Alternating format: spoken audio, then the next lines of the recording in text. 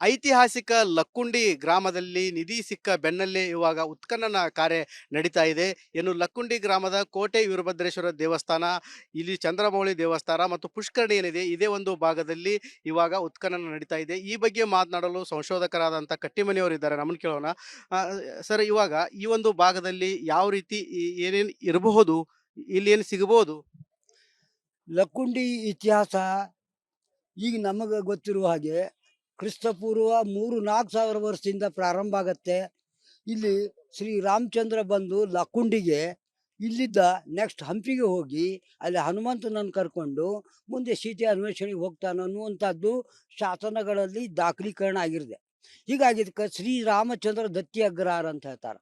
ಇಂಥ ಲಕ್ಕುಂಡಿಯನ್ನು ನೋಡ್ಲಿಕ್ಕೆ ಬರ್ತಕ್ಕಂಥ ಜನ 101 ಗುಡಿ, 101 ಬಾವಿ, 101 ಈಶ್ವರಲಿಂಗ ಇದ್ವು ಅಂತ ಏನು ಹೇಳ್ತಾರ, ಅದನ್ನ ನೋಡಕ್ಕಂತ ಬಂದ್ರೆ ಅವ್ರಿಗೆ ನಿರಾಶೆ. ಯಾಕಂದ್ರೆ ಕೇವಲ 6-7 ಗುಡಿ ಮಾತ್ರ ಇಲ್ಲಿ ಭಾರತೀಯ ಪುರಾತತ್ವ ಸರ್ವೇಕ್ಷಣಾ ಇಲಾಖೆಯವರು ಸಂರಕ್ಷಣೆ ಮಾಡ್ಯಾರ.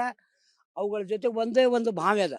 ಹೀಗಾಗಿ 101 ಬಾವಿಗಳ ಒಂದು ಬಾವಿ ರಕ್ಷಿತ ಸ್ಮಾರಕ, ಜೊತೆಗೆ 6 ಸ್ಮಾರಕಗಳು ರಕ್ಷಿತ ಸ್ಮಾರಕ ಅಂತ ಏನು ಹೇಳ್ತೀವಿ. 6+1 7 ಆದರೆ 7 ಗುಡಿ ನೋಡಾಕ ಯಾಕೆ ಟೈಮ್ ಹಾಳು ಮಾಡ್ಬೇಕು ಅನ್ನುವಂಥದ್ದು ಒಂದು 101 ಗುಡಿ ತೋರಿಸ್ರಿ ಅಂತಾರೆ. ಈ 101 ಗುಡಿ ತೋರಿಸ್ಬೇಕಾದ್ರೆ ಅರ್ಧಕ್ಕರ್ಧ ಗುಡಿಗಳು ಎಲ್ಲ ಹಾಳಾಗಿದ್ದಾವು. ಊರು ಹೊರಗೆ 3 ಮೈಲ್ ಮೇಲೆ ಒಳಗಟ್ಟಿಗೆ ಹಳ್ಳಕ್ಕೆ ಕೆರೆ ದಡಿಗೆ ಹಾಕಿ ಕಟ್ಟಿಬಿಟ್ಟಾರ. ಆಗಿನ ಕಾಲದೊಳಗೆ ಹಳಿ ಬಂಡಿಯನ್ನು ತಗೊಂಡು ಅವನ್ನ ಏನು ಈ ಲಕ್ಕುಂಡಿ ಊರೊಳಗೆ ಬಂದು ಜನ ವಸ್ತಿ ಆಯಿತು. ಹಿಂದೆ ಸುತ್ತಲೂ ಇರ್ತಕ್ಕಂಥ 7 ಊರು, ಆ 7 ಊರುಗಳು ಇವತ್ತು ಬೇಚಿರಾಗ್ ಗ್ರಾಮ ಆಗಿ ಎಲ್ಲರೂ ಬಂದು ಈ ಊರೊಳಗೆ ಪ್ರತಿಯೊಂದು ಗುಡಿ ಏನದ ಅದರ ಮನೆಯ ಬುಡಕ ಒಂದು ಗುಡಿ ಮ್ಯಾಲೆ ಮನೆ ಕಟ್ಕೊಂಡಾರ ಅನ್ನುವಂಥದ್ದು ಇಲ್ಲಿ ಜನರು ಹೇಳುವಂಥ ಹೇಳಿಕೆ.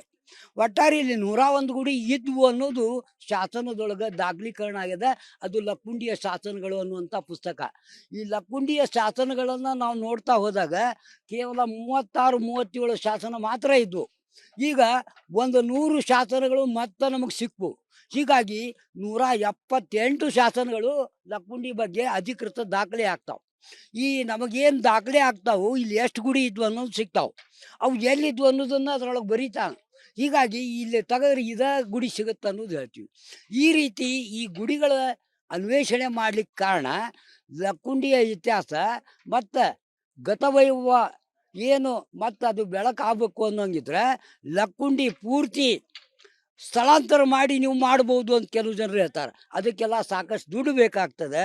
ಆ ರೀತಿ ಸದ್ಯ ಏನು 6 ಗುಡಿ ಅದಾವು, ಇದ್ರ ಜೊತೆಗೆ 16 ರಾಜ್ಯ ಸಂರಕ್ಷಿತ ಸ್ಮಾರಕಗಳಂತ ಏನು ಘೋಷಣೆ ಮಾಡೀವಿ, 13 ಸ್ಮಾರಕಗಳ ದುರಸ್ತಿ ಮಾಡೀವಿ.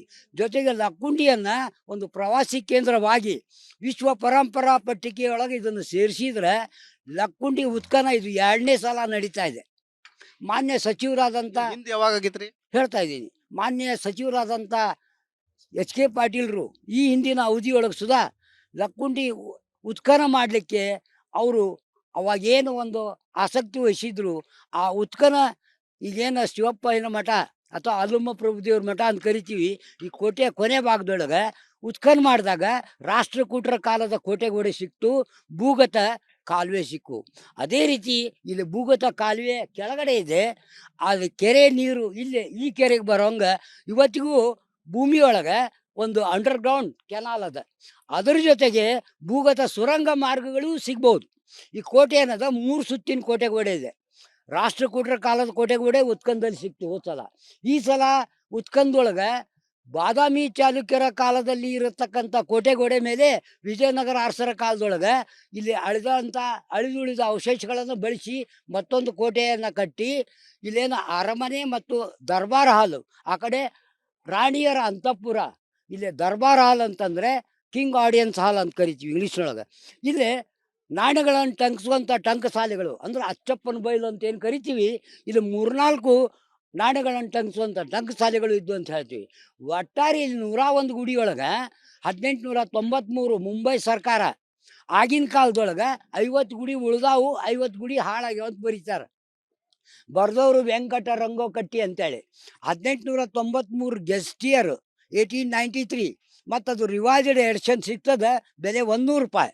ಒಟ್ಟಾರೆ national book trust of India, Delhi ಒಟ್ಟಾರೆ ಈ ಪುಸ್ತಕ ನೀವು ಓದಿದಾಗ ಗೊತ್ತಾಗತ್ತ ಲಕ್ಕುಂಡಿ ಒಳಗೆ 101 ಗುಡಿ ಇದ್ವು. ಈ ರೀತಿ 101 ಗುಡಿ ಅಲಂಪುರ್ ಅಂತ ಬರುತ್ತೆ ಆಂಧ್ರ ಪ್ರದೇಶ, ಅಲ್ಲಿನೂ ಗುಡಿ ಇದಾವೆ. ಆಮ್ಯಾಗ 703 ಗುಡಿ ಐಹೊಳೆ ಒಳಗೆ ಇದಾವೆ. ಈ ರೀತಿ ನಾವು ನೋಡಿದಾಗ ಶಿಲ್ಪಕಲೆಯ ಸಂಪತ್ತು ಲಕ್ಕುಂಡಿ ಒಳಗೆ ಹೆಚ್ಚಿಗೆ ಅದ. ಅದ್ರೊಳಗೆ ಆ ಶಿಲ್ಪಕಲೆಯನ್ನು ಉಳಿಸ್ಕೋಬೇಕು. ಇವನ್ನ ಯಾಕೆ ಗುಡಿ ಉಳಿಸ್ಕೋಬೇಕಂದ್ರೆ ಇವು ರಾಷ್ಟ್ರದ ಸಂಪತ್ತು, ನ್ಯಾಷನಲ್ ಪ್ರಾಪರ್ಟಿ, ಅಂದ್ರೆ ರಾಷ್ಟ್ರದ ಸಂಪತ್ತು. ಭಾರತದ ಸಂವಿಧಾನದ ಪ್ರಕಾರ ಪ್ರತಿಯೊಬ್ಬರು ಭಾರತೀಯರು ಈ ಸ್ಮಾರಕಗಳನ್ನು ಸಂರಕ್ಷಣೆ ಮಾಡಬೇಕು, ಶಾಸನಗಳನ್ನು ಹಾಳು ಮಾಡಬಾರ್ದು, ಪ್ರಾಚ್ಯ ವಸ್ತು ಶಿಲ್ಪಗಳನ್ನು ಕಾಪಾಡ್ಕೊಂಡು ಹೋಗ್ಬೇಕು ಅನ್ನೋದು ಹೇಳುತ್ತೆ.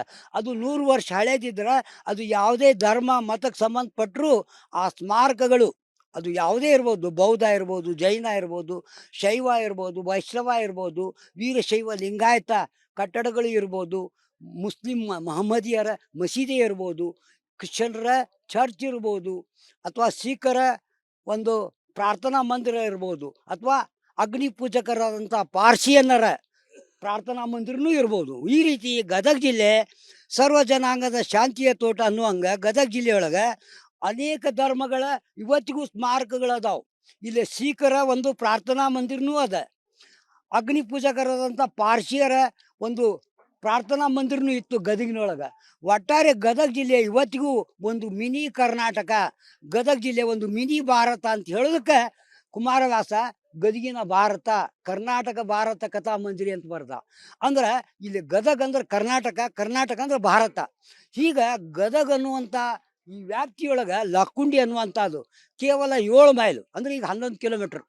ಒಟ್ಟಾರೆ ಲಕ್ಕುಂಡಿ ಗದಗ ಇಲ್ಲೇನು ನಾವು ಅಭಿವೃದ್ಧಿ ಮಾಡ್ತಾ ಇದ್ವಿ, ಪ್ರವಾಸೋದ್ಯಮೆ ಪ್ರವಾಸಿ ಸ್ಥಳಗಳನ್ನು ನೋಡ್ಲಿಕ್ಕೆ ಬರ್ತಾರೆ.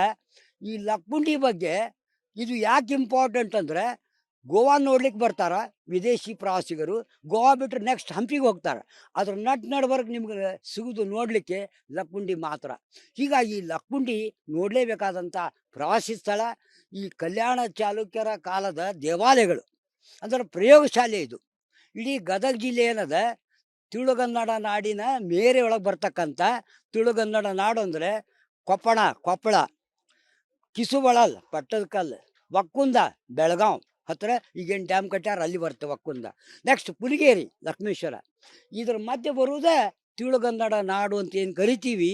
ಈ ಗದಗ ಜಿಲ್ಲೆ ಇದ್ರ ಮಧ್ಯೆ ಅದು ಬರ್ತದೆ. ಇಲ್ಲಿ ಅಂಡಿಗೇರಿಯ ಕನ್ನಡ ಅಂದ್ರೆ ಪಂಪನ ಕನ್ನಡ, ಕುಮಾರವ್ಯಾಸನ ಸ್ಟ್ಯಾಂಡರ್ಡ್ ಆಫ್ ಕನ್ನಡ ಗದಗಿನ ಕನ್ನಡ. ಈ ರೀತಿ ಇವನ್ನೆಲ್ಲ ನೀವು ನೋಡಿದಾಗ ಲಕ್ಕುಂಡಿ ದಾನ ಚಿಂತಾಮಣಿ ಅತ್ತೆ ಮಬ್ಬೆಗೆ ಪ್ರಸಿದ್ಧವಾದಂಥ ಒಂದು ಪುಣ್ಯ ಸ್ಥಳ. ಅವಳ ತವರು ಮನೆ ಆಂಧ್ರ ಪ್ರದೇಶದ ಪುಂಗನೂರು, ಆಕೆಯ ಗಂಡನ ಊರು ಅಣ್ಣಿಗೇರಿ. ಆ ಗಂಡನ ಊರು ಸಿಂದೋಗಿ, ಹಿರೇ ಸಿಂದೋಗಿ, ಚಿಕ್ಕ ಸಿಂದೋಗಿ ಅಂತ ಬರುತ್ತೆ. ಅವನು ಅಂಡಿಗೇರಿ ಒಳಗೆ ವಾಸವಾಗಿರ್ತಾನೆ, ಕಲ್ಯಾಣ ಚಾಲುಕ್ಯರ ಸೇನಾಧಿಪತಿ ಆಗಿರ್ತಾನೆ.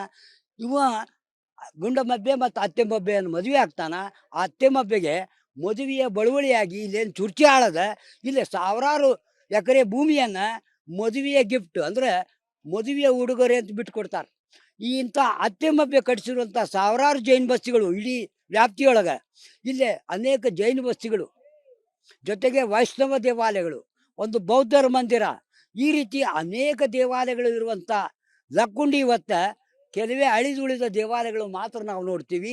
ಇವುಗಳನ್ನು ದುರಸ್ತಿ ಮಾಡಿ ಪ್ರವಾಸಿ ಸ್ಥಳ ಅಂದ್ರೆ ಪ್ರವಾಸಿಗರಿಗೆ ಮೂಲಭೂತ ಸೌಲಭ್ಯ ಕಲ್ಪಿಸಿ ಇಲ್ಲಿ ಬಂದಾಗ ನೋಡ್ಲಿಕ್ಕೆ ಬಂದವರು ಒಂದು ದಿವಸ ನೋಡ್ಕೊಂಡು ಹೋಗ್ಬೇಕು, ಭಾಳ ಒಂದು ದಿವಸ ಇಲ್ಲೇ ಉಳ್ಕೊಂಡು ಇವುಗಳನ್ನು ಅಧ್ಯಯನ ಮಾಡ್ಬೇಕು ಅನ್ನೋ ದೃಷ್ಟಿಯೊಳಗೆ ಲಕ್ಕುಂಡಿ ಒಳಗೆ ಉತ್ಖನ 2003 ಪ್ರಾರಂಭ ಮಾಡಿದರೆ ರಾಷ್ಟ್ರಕೂಟರ ಕಾಲದ್ದೇ ಒಂದು ಕೋಟೆಗೋಡೆ ಸಿಕ್ತು ಅಂತ ಹೇಳಿದೆ.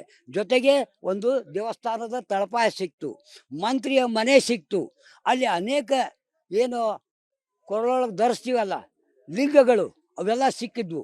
ಆಮ್ಯಾಗ ಎಂಟಿಕ್ಸು ಅಂದರೆ ಕೊಳ್ಳ ಮಣೆಗಳು, ಇವೆಲ್ಲ ನಿಮ್ಗೆ ನೋಡ್ಲಿಕ್ಕೆ ಸಿಗ್ತದೆ ಗದಗಿನ ಸರ್ಕಾರಿ ವಸ್ತು ಸಂಗ್ರಹಾಲಯದೊಳಗೆ. ಲಕ್ಕುಂಡಿ ಉತ್ಖನದಲ್ಲಿ ದೊರೆತ ಪ್ರಾಚ್ಯ ವಸ್ತುಗಳು ಅಂತೇಳಿ ಗದಗ ಮ್ಯೂಸಿಯಂನಲ್ಲಿ ಇಟ್ಟಿವಿ. ಇಲ್ಲಿ ಏನು ಸಿಗಬಹುದ್ರಿ ಯಜಮಾನ್ರಿ? ಇಲ್ಲಿ ಏನು ಸಿಗ್ತಾವ ಅವನ್ನ ಈಗ ನಾವು ಏನು ಬಯಲು ವಸ್ತು ಸಂಗ್ರಹಾಲಯ ಅಂತ ಮಾಡಿವಿ. ಸಾವಿರಾರು ಪ್ರಾಚ್ಯ ವಸ್ತುಗಳನ್ನು ಒಂದೇ ದಿವಸದೊಳಗೆ ಇಡೀ ವರ್ಲ್ಡ್ನೊಳಗೆ, ಜಗತ್ತಿನೊಳಗೆ ಗಿನ್ನೆಸ್ ದಾಖಲೆ ಅಂತ ಹೇಳ್ತೀವಿ, ಒಂದೇ ದಿವಸದಾಗ ಸಾವಿರಾರು ಪ್ರಾಚ್ಯ ವಸ್ತು ಶಿಲ್ಪ ಶಾಸನ ಕೂಡಿಸಿಟ್ಟಾರ. ಹೀಗಾಗಿ ಈ ಲಕ್ಕುಂಡಿ ಎಲ್ಲರೂ ನೋಡ್ಲಿಕ್ಕೆ ಬರಾಕತ್ತಿದ್ದು ಕಾರಣ ಲಕ್ಕುಂಡಿಯೊಳಗೆ ಅನೇಕ ಶಿಲ್ಪಗಳನ್ನು ಶಾಸನಗಳನ್ನು ಕೂಡಿಸಿಟ್ಟಾರ, ಲಕ್ಕುಂಡಿ ಅಭಿವೃದ್ಧಿ ಪಡಿಸ್ತಾ ಇದ್ದಾರ ಅಂತೇಳಿ. ಅದರೊಳಗನೆ ಇಲ್ಲೇನು ಉತ್ಖನನ ಮಾಡ್ಬೇಕಂತ ಮಾನ್ಯ ಸಚಿವರ ಆದೇಶದ ಮೇರೆಗೆ ಮಾನ್ಯ ಮುಖ್ಯಮಂತ್ರಿಗಳು ಇಲ್ಲಿ ಬಂದು ಭೂಮಿ ಪೂಜಾ ಮಾಡಿದ್ರು. ಅದು ಇವತ್ತ ಈಗೇನು ಪ್ರಾರಂಭ ಆಗಿದೆ ಉತ್ಖನನ, ಇದರೊಳಗೆ ಹೆಚ್ಚು ಮಾಹಿತಿ ಸಿಗ್ಬೋದು. ಇದ್ರ ಜೊತೆಗೆ ಇಲ್ಲೇನು 1953ರಿಂದ ಉತ್ಖನನ ಪ್ರಾರಂಭ ಮಾಡ್ಕೊತ ಬಂದ್ವಿ. ಸರ್ಕಾರದಿಂದ, ಮುಂಬೈ ಸರ್ಕಾರದಿಂದ, ಕರ್ನಾಟಕ ಸರ್ಕಾರದಿಂದ ಉತ್ಖನನಗಳು ಹಾಕ್ಕೊಂತಾನೆ ಬಂದಾವು. ಆ ಮುಂಬೈ ಸರ್ಕಾರ ಇದ್ದಾಗ 1953ರಾಗ ಉತ್ಖನನ ಆಗಿತ್ತು. ಈಗ 2003ರಾಗ ಮತ್ತೆ ಉತ್ಖನನ ಆಗಿತ್ತು. ಈಗ ಮತ್ತೆ 2ನೇ ಸಲ ಲಕ್ಕುಂಡಿಯೊಳಗೆ ಉತ್ಖನನ ಆಗ್ತಾ ಇದೆ. ಇಲ್ಲಿ ಏನು ಸಿಗುತ್ತೆ ನಿಧಿ ನಿಕ್ಷೇಪ ಅಂತ ಏನು ಕರಿತೀವಿ, ಅದು ಭೂಮಿಯೊಳಗೆ ಸಿಕ್ಕದ್ದು. ಮ್ಯಾಲ ಸಿಕ್ಕಂಥವು ಎಲ್ಲ ಅನೇಕ ಜನರಿಗೆ ಸಿಕ್ಕಂಥ ಏನು ಕಿರೀಟ, ಏನು ದಾಗಿನ, ಆಮ್ಯಾಗ ಬಂಗಾರದ ಹಾರಗಳು ಹಿಂದಿಂದ ಸಿಕ್ಕೊಂತ ಬಂದಾವು. ಕೆಲವು ಜನ ಸರ್ಕಾರಕ್ಕೆ ಕೊಟ್ಟಾರ, ಕೆಲವು ಜನ ಕೊಟ್ಟಿಲ್ಲ. ಈಗ ಏನು ಕೊಟ್ಟಾರ, ಹೀಗಾಗಿ ಎಲ್ಲರ ಲಕ್ಷ್ಯ ಈ ಲಕ್ಕುಂಡಿ ಮೇಲೆ ಅದ. ಈ ಲಕ್ಕುಂಡಿ ಏನಾಗ್ಯದ ಅಂದರೆ ಎಲ್ಲರೂ ಇಲ್ಲಿ ಏನು ಸಿಗುತ್ತೆ ಅಂತೇಳಿ ಕೌತುಕದಿಂದ, ಅಂದರೆ ವಿಸ್ಮಯ, ಅಂದರೆ ಇಲ್ಲಿ ಏನಾಗ್ಬೋದು ಮುಂದೆ ಅನ್ನೋದಕ್ಕೆ ಏನು ಜನರು ನೋಡ್ತಾ ಇದ್ದಾರೆ, ಅದಕ್ಕೆ ಸಾಕ್ಷಿಯಾಗಿ ಇಲ್ಲೇನು ಉತ್ಖನನ ಮಾಡ್ತೀವಿ, ಇಲ್ಲೇ ಸ್ಮಾರಕಗಳು ಸಿಗ್ತಾವೆ, ಕೋಟೆ ಅವಶೇಷ ಸಿಗ್ತದೆ. ಜೊತೆಗೆ ಸ್ಮಾರಕಗಳ ಜೊತೆಗೆ ನಾಣ್ಯಗಳನ್ನು ಟಂಕಿಸುವಂಥ ಟಂಕಸಾಲಿಗಳ ಅವಶೇಷ ಸಿಗ್ತದೆ. ಜೊತೆಗೆ ಇಲ್ಲಿ ಮತ್ತೆ ಏನೇನು ನಿಧಿಯೊಳಗೆ ನಿಕ್ಷೇಪದೊಳಗೆ ಏನೇನು ಸಿಗುತ್ತೋ ಅದು ದೇವರೇ ಬಲ್ಲ. ಆ ರೀತಿ ಸಿಗುವಂಥ ಪ್ರಾಚ್ಯವಸ್ತು ಶಿಲ್ಪಗಳು, ಶಾಸನಗಳು, ಅವುಗಳನ್ನು ತಮಗೆ ಇಲ್ಲೇನ ಲಕ್ಕುಂಡಿ ಪರಿಚಯ ಮಾಡಿಸ್ಕೊಡ್ಬೇಕಾಗಿತ್ತು. ನಾನು ಸ್ವಲ್ಪ ಟೈಮ್ನೊಳಗೆ ಇಡೀ ಬೆಳ ತನಕ ರಾಮಾಯಣ ಅಂತಂದ್ರೆ ಮಜ್ಗಿ ಪೂರ್ತಿ ರಾಮಾಯಣ, ಬೆಳ ತನಕ ರಾಮಾಯಣ ಅಂತೀವಲ್ಲ, ಈಗ ನಾ ಮಜ್ಗಿ ಪೂರ್ತಿ ರಾಮಾಯಣ ಹೇಳಿ ಸ್ವಲ್ಪ ಟೈಮ್ನೊಳಗೆ ಈ ಲಕ್ಕುಂಡಿ ಬಗ್ಗೆ ಏನು ಒಂದು ಸಂಕ್ಷಿಪ್ತ ಹೇಳಿದೆ. ಇದು ಹೆಚ್ಚಿನೂ ಹೇಳ್ಬೋದು, ಆದರೆ ಸಮಯದ ಅಭಾವದ ಮೂಲಕ ಈ ಲಕ್ಕುಂಡಿ ಬಗ್ಗೆ ನಾವು ತಿಳ್ಕೊಬೇಕಂದ್ರೆ ಇದು ಶ್ರೀರಾಮಚಂದ್ರನ ಕಾಲದಿಂದಲೂ ಇರ್ತಕ್ಕಂಥ ಹಳೆ ಊರು ಲಕ್ಕುಂಡಿ ಅಂತ ಹೇಳ್ತೀವಿ. ಇದು ಎಲ್ಲ ಧರ್ಮಗಳ ಅಂದರೆ ಬೌದ್ಧ, ಜೈನ, ಶೈವ ಸರ್ವ ಜನಾಂಗದ ಶಾಂತಿಯ ತೋಟ ಅಂತ ಹೇಳಿ ನನ್ನ ಮಾತನ್ನು ನಾನು ಮುಗಿಸ್ತಾ ಇದ್ದೀನಿ. ನನ್ನ ಹೆಸರು ಅಬ್ದುಲ್ ರಜಾಕ್ ದಸ್ಗೀರ್ ಸಾಹೇಬ್ ಕಟ್ಟಿಮನಿ ಅಂತೇಳಿ. ನಾನು 74-75 ವಯಸ್ಸಿನವ. ಇದೇ ಕೆಲಸ ಮಾಡ್ತಾ 71ರಿಂದ ಈ ಇತಿಹಾಸ ವಿಭಾಗದೊಳಗೆ ಕೆಲಸ ಮಾಡ್ತಾ ಇದ್ದೀನಿ. ನಮಸ್ಕಾರ. ಇದಷ್ಟು ಏನು ಈ ಒಂದು ಕೋಟೆ ವೀರಭದ್ರೇಶ್ವರ ದೇವಸ್ಥಾನದಲ್ಲಿ ಏನು ಉತ್ಖನನ ಮಾಡ್ತಾ ಇದ್ದಾರೆ, ಇಲ್ಲಿ ಕೂಡ ಸಾಕಷ್ಟು ಪುರಾತನ ಕಾಲದ ವಸ್ತುಗಳು ಸಿಗಬಹುದು ಅಂತ ಹೇಳಿ ಇಲ್ಲಿಯ ಸಂಶೋಧಕರಾದ ಕಟ್ಟಿಮನಿಯವರು ಹೇಳ್ತಾ ಇದ್ದಾರೆ. ಕ್ಯಾಮರಾಮ್ಯಾನ್ ಮಂಜುನಾಥ್ ಜೊತೆ ಮಂಜು ಪತ್ತಾರ್, ರಿಪಬ್ಲಿಕ್ ಕನ್ನಡ, ಗದಗ್.